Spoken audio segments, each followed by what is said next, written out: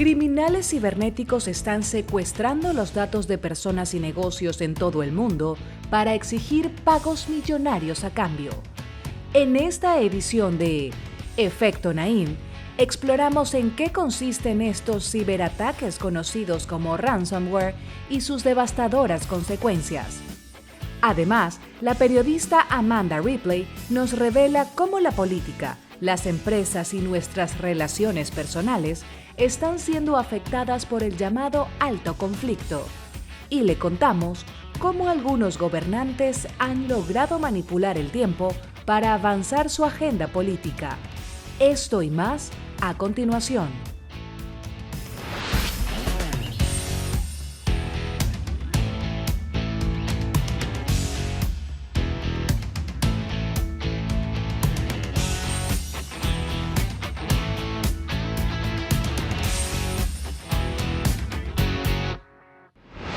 Bienvenidos, soy Moisés Naim desde Washington. Encantado de estar con ustedes de nuevo, como siempre.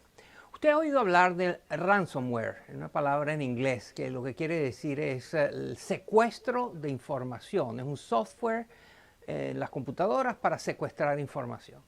Concretamente se trata de que unos criminales cibernéticos logran penetrar en estos aparatos de personas y empresas y les bloquean la información. Y se la van a devolver o le van a permitir que vuelvan a acceder a su información solo si les pagan un rescate. Según un estudio de ciberseguridad, estos casos de ransomware, de secuestro de información, entre el 2019 y el 2020 aumentaron en 62% a nivel mundial y en 158% en Estados Unidos nada más. Han afectado todo tipo de instituciones, hospitales, empresas distribuidoras de petróleo y de gas, bancos, gobiernos.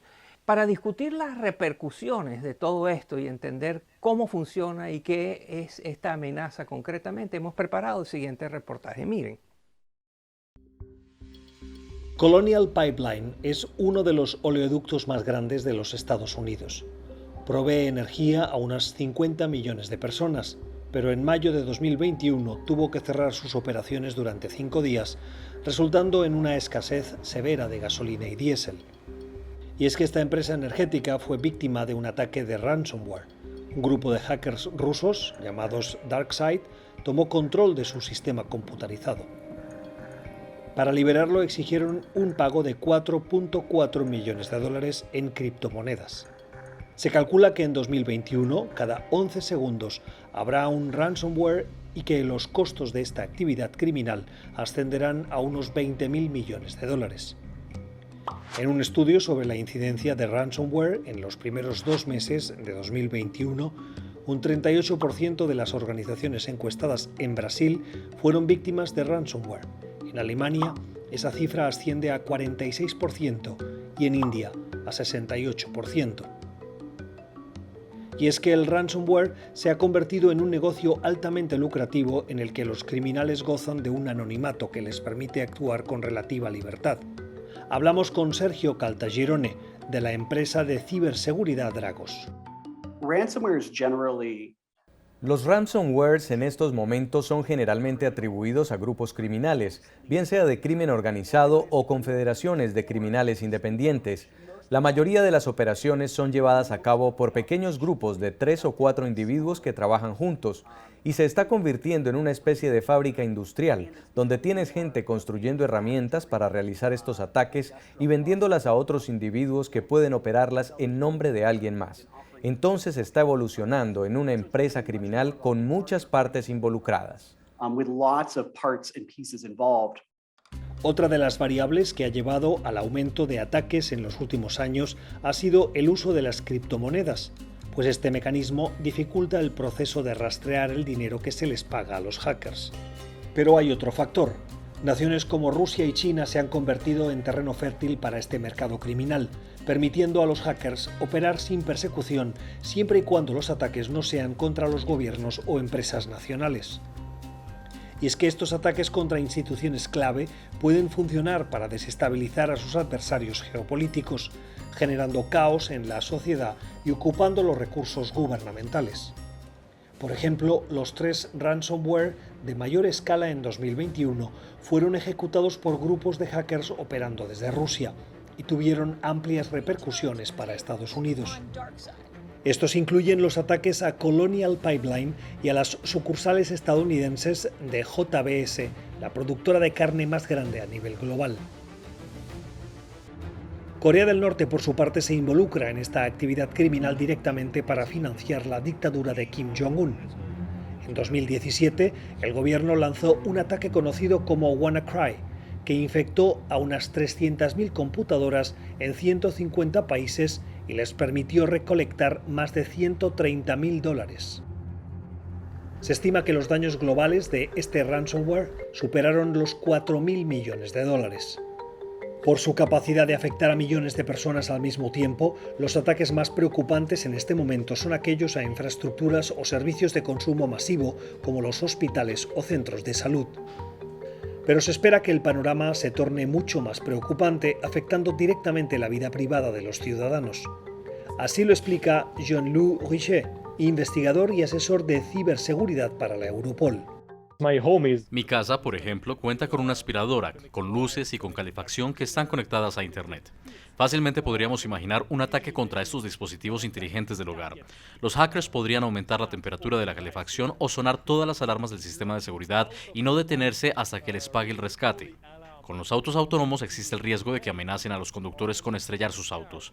También hablamos del riesgo para los dispositivos de salud conectados a Internet como los marcapasos o los implantes. La llamada Internet de las Cosas es el futuro para los ataques de ransomware.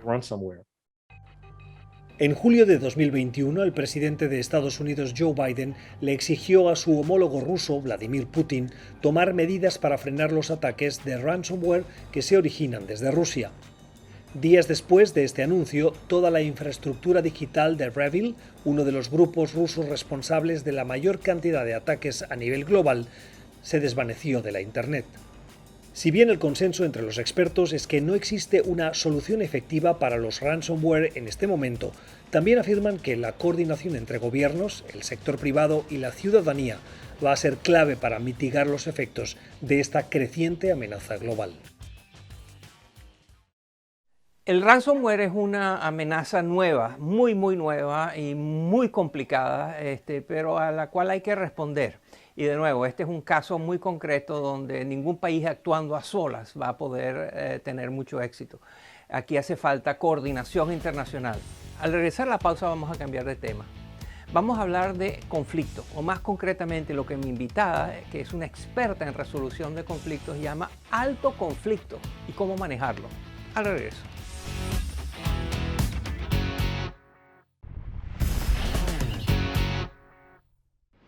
Miren estas escenas. Tus mejores actuaciones quedaron atrás. Volviste a ser una farsa. Tú jugaste con mi mente. Eres un maldito villano. ¿No quieres presentarte como la víctima porque es una buena estrategia legal? Bien, pero tú y yo sabemos que escogiste esta vida. La quisiste hasta que ya no. Esta es la escena de una muy galardonada película que se llama Historia de un matrimonio. Pero realmente es la historia de un divorcio conflictivo, duro, agresivo, difícil de ver, difícil de entender. Los abogados y los expertos en divorcios tienen un nombre para este tipo de separación. Los llaman divorcios de alto conflicto y se caracterizan, entre otras cosas, porque se centran en lo malo, en lo negativo, en lo imposible que es la relación entre esas dos personas. Esas negociaciones tan difíciles pueden terminar durando años.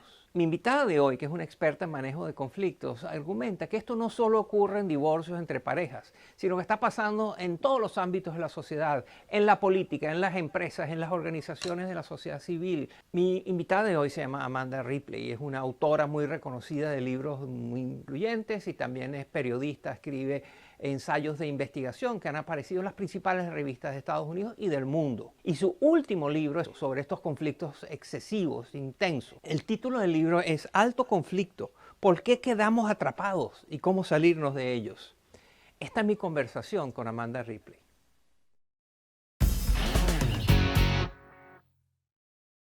¿Qué diferencia hay entre el alto conflicto que usted estudia en su libro y el conflicto, por así llamarlo, normal? El alto conflicto es cualquier conflicto que se exacerba hasta llegar a convertirse en su propia realidad. Es el conflicto por el mero hecho de tener conflicto.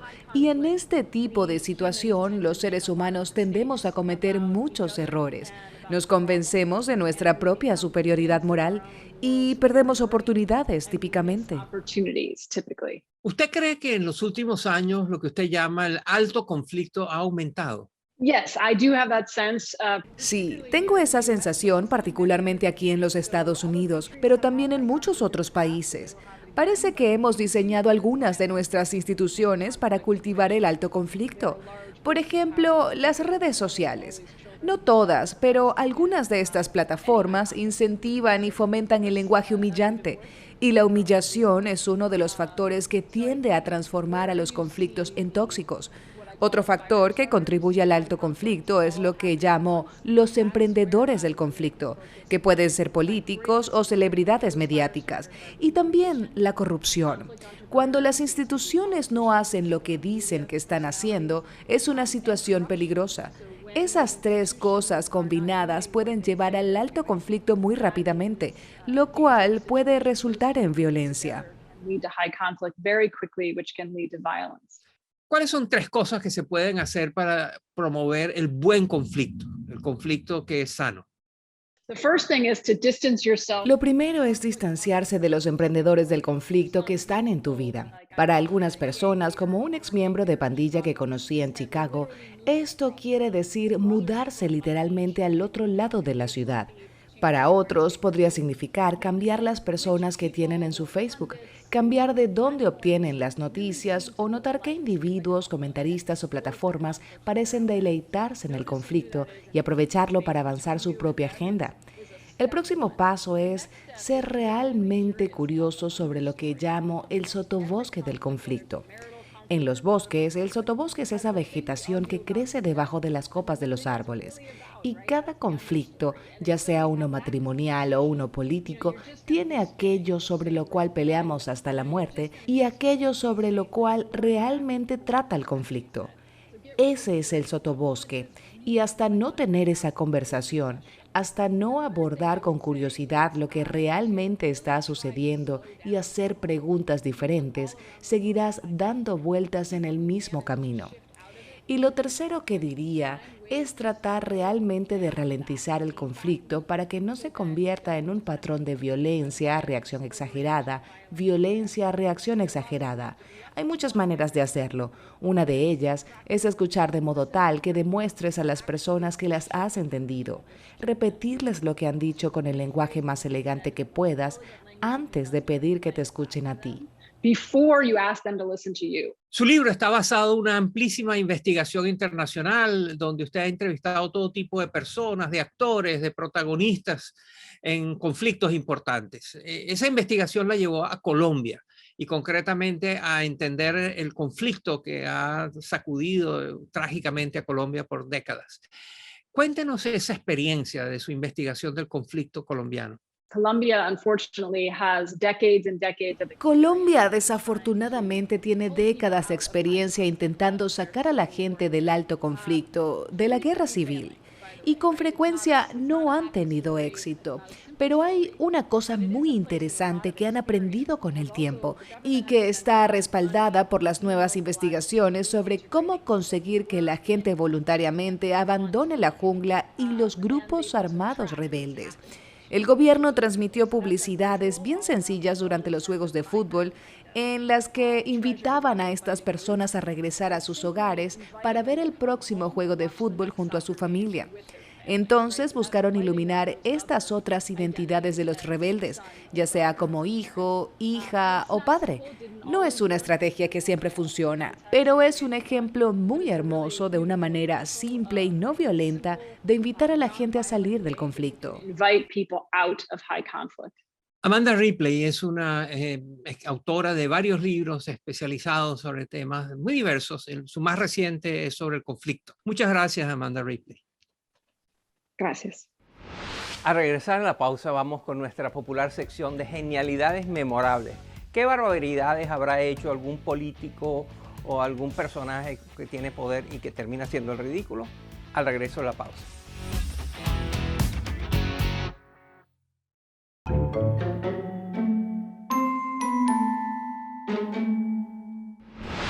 2021 las Naciones Unidas publicaron un informe histórico. Es la recopilación de todos los estudios que se han hecho sobre el cambio climático. Los autores examinaron 14.000 estudios científicos sobre el tema y llegaron a las conclusiones que intuitivamente ya sabemos.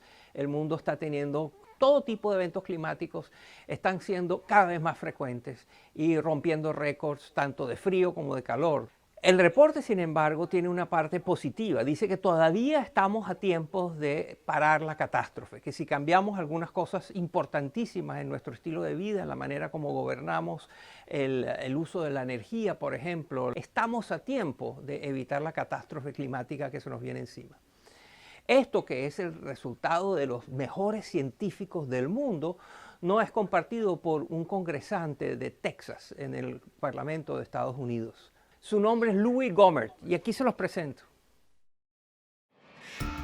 Dejar a un lado la quema de combustibles fósiles y hacer la transición a energías renovables. Transformar la agricultura. Poner alto a la deforestación. Los expertos aseguran que hay mucho que podemos y debemos hacer ahora para combatir el cambio climático.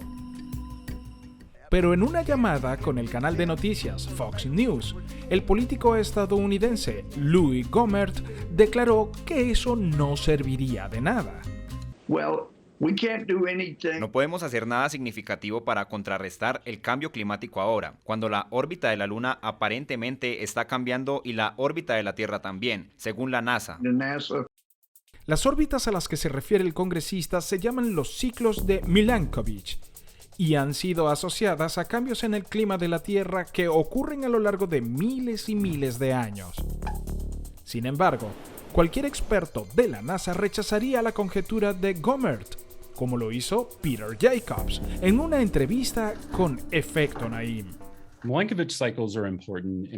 Los ciclos de Milankovitch son importantes para explicar algunos de los cambios que han ocurrido en el pasado con el clima de la Tierra, pero los científicos están seguros de que las actividades humanas, principalmente la emisión de gases de efecto invernadero a la atmósfera, están impulsando el cambio climático en la actualidad. Así que la cantidad de emisiones que decidamos reducir ahora cambiará cuánto cambio climático veamos en el futuro. En lugar de discutir su hipótesis con un experto en este tema, Gohmert le preguntó a un miembro del Servicio Forestal de Estados Unidos si había algo que ellos podían hacer para cambiar las órbitas de la Luna y la Tierra. Nos preguntamos si hay algo que alguien pueda hacer para educar a este genio memorable. Si usted conoce algún otro político que merece estar en nuestro panteón de los genios memorables de la semana, avísenos. Nos puede escribir a través de la cuenta de Twitter del programa, @EfectoNaim, o mi cuenta personal en Twitter, @MoisésNaim.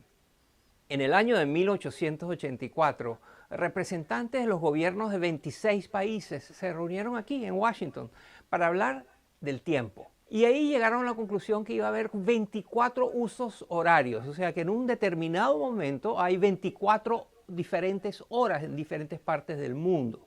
Ellos decidieron que cada una de esas zonas horarias se determinaría según su distancia del meridiano de Greenwich, que es esa línea imaginaria que divide el mundo en este y oeste, y que además cruza el distrito de Greenwich en Londres.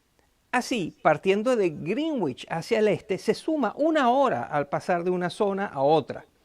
Y partiendo de Greenwich hacia el oeste, se resta una hora al pasar de una zona a otra. A pesar de que esa es la estructura de horas que tiene el mundo, hay ciertos líderes que no les gusta que le impongan horas y decidieron ellos tener su propia hora para su propio país y decidieron cuál iba a ser, sin tener que ver con los resultados de este acuerdo que ya lleva tantos años y que ha funcionado muy bien. Aquí están algunos de los personajes y de algunos de los intentos por cambiar la manera como vivimos las horas en el mundo. En 2015, el líder norcoreano Kim Jong-un estableció la hora de Pyongyang. Retrasó los relojes de su país media hora, saliendo efectivamente de la zona horaria que antes compartía con Corea del Sur. Pero 3 años después, se celebró la primera cumbre en 11 años entre los países vecinos. La reunión conllevó varios gestos simbólicos, incluyendo el adelanto de los relojes en Corea del Norte. Muchos españoles han argumentado por este tipo de cambio, pues durante más de 40 años ha habido una diferencia horaria entre España y sus países vecinos. Durante la Segunda Guerra Mundial, el dictador español Francisco Franco adelantó los relojes una hora para coordinarlos con el régimen nazi en Alemania. Los críticos alegan que la hora adicional de luz solar que implica este desfase provoca un exceso de trabajo y una falta de sueño. Más recientemente, el dictador venezolano Nicolás Maduro adelantó los relojes media hora para que hubiese más horas de luz en la tarde, una ineficaz curita a los constantes apagones eléctricos que sufre Venezuela.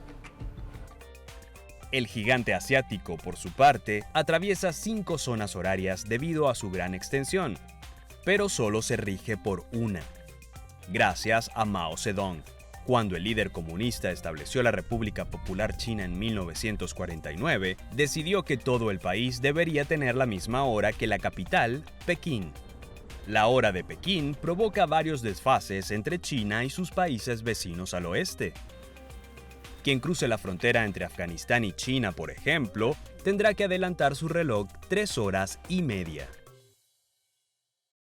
Ya lo ve, algunos políticos quieren ser dueños del tiempo, quieren influenciar el tiempo. Algunos lo logran, pero de maneras muy transitorias. Y hasta aquí el programa de hoy. Espero que les haya divertido, que les haya interesado y espero que nos veamos la semana que viene. Gracias por acompañarnos.